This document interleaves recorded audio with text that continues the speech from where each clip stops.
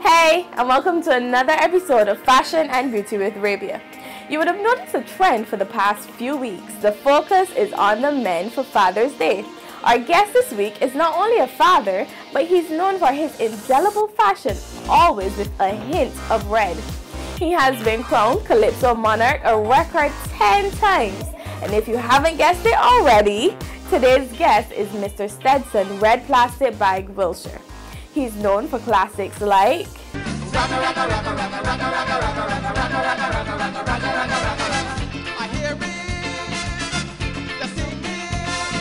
and at every Christmas, every Bajan knows this one.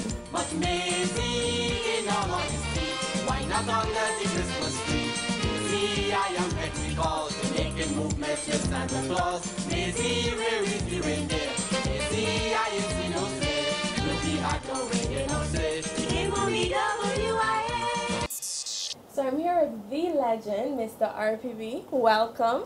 Pleasure. And not only welcome, but happy birthday in advance. Thank you very much. And happy Father's Day in advance. Thank you very much as well. Alright, so we're going to start at the beginning. Tell us how you got the name Red Plastic Bag. And I also find that the name Red Plastic Bag guides your fashion, so I don't know about that. Okay. Well, when I was preparing for my first competition in 1979 in St. Philip, I took part in a competition that was really a very local competition, very parochial type competition for the area. And they wanted to have at least 5 people in the competition, and they only had 4. Oh. So I decided to be the 5th person in the competition just to make up a number. And but I had no stage name, and to come as Stetson Wilshire to me would have been a little strange. Actually, I didn't want to use my name because I figured that, you know, people would have been laughing at me and so on. But I went to the beach, and I came back all burnt in the sun one Sunday, just before the competition.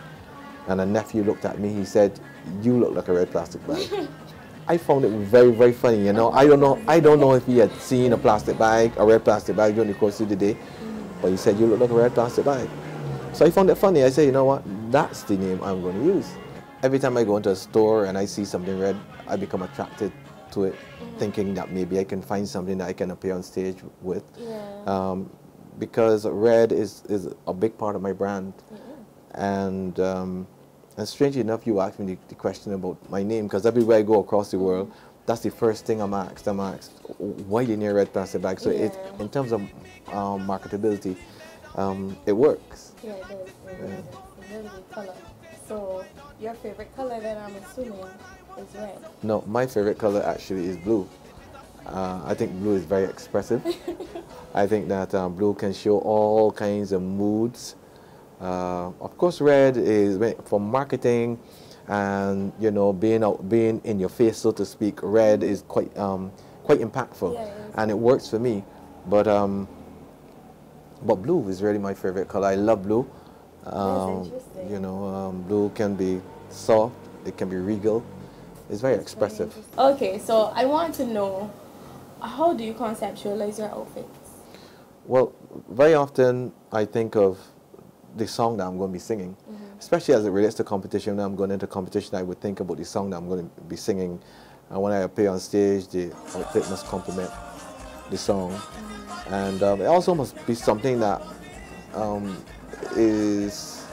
that can connect to my age and who I am and the things I stand for.